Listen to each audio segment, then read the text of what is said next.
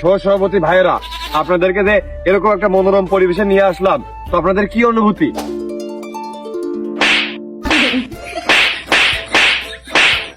হ্যাঁ, খুবই মনোরম পরিবেশ ভাই। নিজের গাল নিজে ছড়িয়ে করতেছি লাল। না, ভারী মনোরম পরিবেশের জায়গা। ভাবতেছি সামনের বার ওই কুয়াকাটা কক্সবাজার আর যাবো না, এই জায়গায় ট্যুর দেব। এ আপনার মনোরম পরিবেশ মনে হলেও এই জায়গা তো মানুষ মুইতে কুলুপ করতেও পারবে না। হ্যাঁ ভালো, এগিয়ে যাও, খুব ভালো। এভাবে কিছু মানে কি হইলো, ঘুমাচ্ছে মনে হয়। তো ভাই, আজকের ইন্টারভিউ নিউজ 265 আজকের এপিসোডে তো আমি সাংবাদিক আপনাদেরকে মানে আপনাদের জীবনে এই যে আপনাদের সহসভাপতি হয়ে ওঠার যে গল্প বা যে জীবন আপনারা পরিচালনা বর্তমান করতেছেন, তো আমরা আপনাদের কিছু গল্প আজকে শুনতে এবং জানতে আগ্রহী। তো চলে আসছে আপনার কাছে। ভাই, আপনার নাম কি? কুরমানিয়া, বর্তমান সহসভাপতি পদে অবস্থান করতেছি। না, তা তো অবশ্যই সহসভাপতি তো আপনি পদে অবস্থান করতেছেন, না হলে তো আপনার জায়গায় আমরা ডাকতাম না। না, তারপরেও বললাম এটা তো আমার পরিচয়, আর এই পরিচয়টা সব জায়গায় দিয়া মানে সব জায়গায় লাইন লগিন ছক্কা। তা ভাই, আপনি সহসভাপতি হয়ে উঠলেন কিভাবে? যখন আমি 7-এ পড়ি তখন মনে করো আমি বাইসাইকেল নিয়ে স্কুলে যেতাম। তারপরে বন্ধু বান্ধবরা দেখি প্রতিনিয়ত হারিয়ে যাচ্ছে ক্লাসতে। তারপরে শুনি যে ওরা ওই মিছিল প্রোগ্রামে যায়। তারপরে আমিও গেলাম। ওই আজকে 10 টাকা, কাল 20 টাকা করে নেতা গুতাগের সাথে থাকলি ভালো একটা পাওয়ার হয়। যাত্রার সাথে জ্ঞানজাম করি, ওই নেতা গুতারা যাইয়ে মিলগুট করিয়ে দেয়। তারপরে কি হইলো, নেতা গুতাগের সাথে বেড়ালি নিজের একটা পাওয়ার মনে হইলো, পাওয়ার। না মানে সহসভাপতি আপনি কিভাবে হয়ে উঠলেন? তারপর আর কি প্রোগ্রাম করা ওই করে শুরু করলাম। প্রথম দিন 10 টাকা, তারপরে 20 টাকা, তারপরে 40 টাকা, এই করতে করতে একসময় 100 টাকা করে দেওয়া শুরু করলো।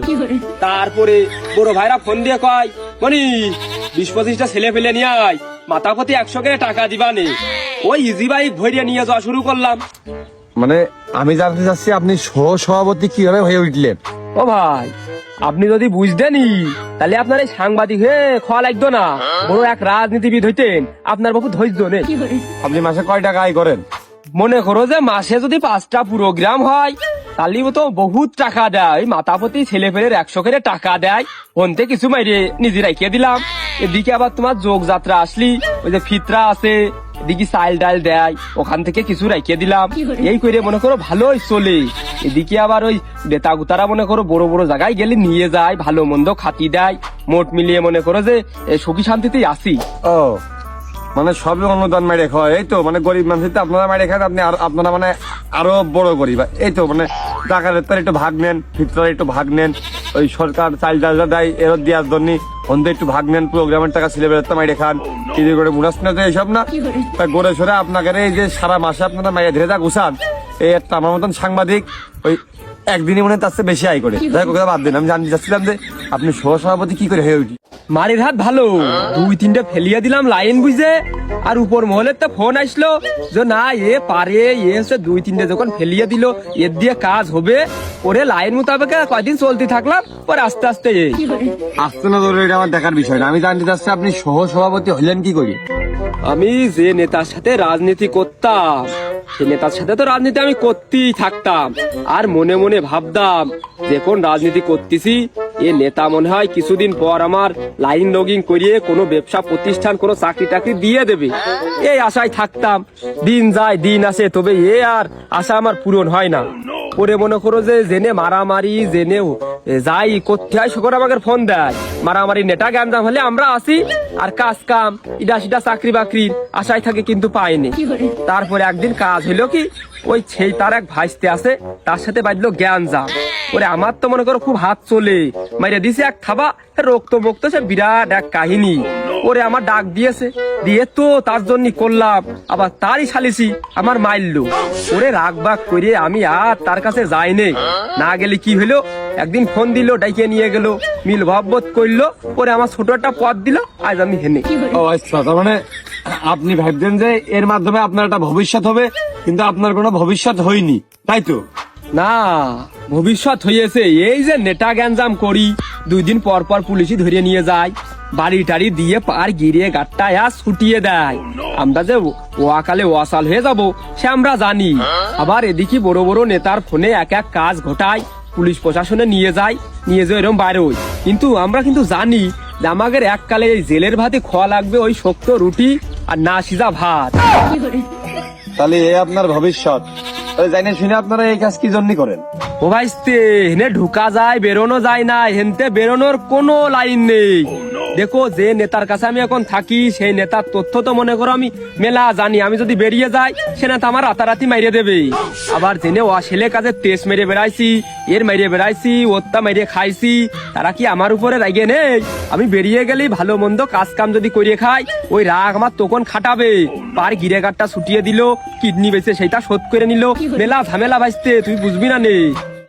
তো এর তো কোনো ভালো দিক আমি খুঁজে পেলাম না, তাহলে এই কাজগুলো আপনারা কেন করেন? ও ভাইস্তে, ওই যে 10 টাকার গল্প আর উঠতি বসে যে মারামারি করতাম, নেতা গুতারা এসে মীমাংসা করে দিত, শরীরে কি তেজ। কথায় আছে না, বিভিন্ন জায়গায় নতুন চুল উঠলি লেম্পো ধরিয়ে দেখা। আমাদের হয়েছে সেই অবস্থা। এদিকে তোমার ওই যে প্রথমেই ভুল করে থুইছি, নেতা গুতাকের সাথে ছবি তুলে পোস্ট করতে পারলি, কি এক কান পাতাম। উঠতি বয়সে শুরুতেই ভুল করেছি। আচ্ছা, তো এখন আপনার ভবিষ্যৎ পরিকল্পনা কি, মানে কোন লাইনে হাঁটতেছেন? এখন অপেক্ষা করি ভোটের। যে নেতার দল করি সেই নেতা যদি ভোটে দাঁড়ায় তাহলে তার ভোট করি, আর সে না দাঁড়ালি যে টাকা দেয় তার ভোট করি। ও, তাহলে খালি ভোটেরই অপেক্ষা করেন, আর কি মানে আর কি টার্গেট সামনে, মানে কি করতে যাচ্ছেন বা কি করেছেন এরকম? ভাইস্তে, ভোট মানেই টাকা। উপরে একজনের দল করি, তোলে তোলে যে টাকা দেয় তার ভোট দিই। এদিকে লাইন লগিং হলি নিজেও দাঁড়িয়ে যায়, নেতা গোতারা এসে বলে ভাইস্তে তুই বসে যা, তোর কয়টা টাকা দিয়ে দিচ্ছি। এই হচ্ছে আমার ব্যবসা। তা আপনারা তো জনগণের নেতা, মানে জনগণের স্বার্থে আপনারা কি করতেছেন তাহলে? আর জনগণের স্বার্থে ও ভাই, এই পাঞ্জাবিটা লন্ডি করে পড়ি বলে কেউ টের পায় না। আমাদের হাড়ি কিছু আছে, আর যেটুকু আছে ওই মাইরিয়ে ধুইরে মানচিত্রটা নিয়ে নিজের কায়দায় চলি। তাই ঠিক আছে কুরবানিয়া নেতা, আপনার সত্য কথাগুলো আমাদের মাঝে প্রকাশ করার জন্য। এ কথা সবাই জানে, তবে কেউ মুখ ফুটে কয় না। তাই এ সব কথা করলে তো আর গিরে গাটটা থাকে না। তো ভাই আপনার নাম কি? ও মেলা ধরি তো খালেকুজ্জামান খালেক, বর্তমান সহসভাপতি পদে আছি। আচ্ছা, তো ভাই আপনি সহসভাপতি মানে হওয়ার পর মানে কি কুয়ে চলেছেন বা টার্গেট আপনার আছে সেটা জানান। সহসভাপতি পদে আছি, নিজের জন্য আর কি করার, কোনো কিছু নিজের জন্য করার নেই, শুধু জনগণের জন্য করার ইচ্ছা আছে। কারণ ছোটকালে তো আমি মনে করেন যে একটু ওই মানব সমাজের ভিতরে মানে মানবতার দিকে একটু এগিয়ে যাতে পছন্দ করি আর কি।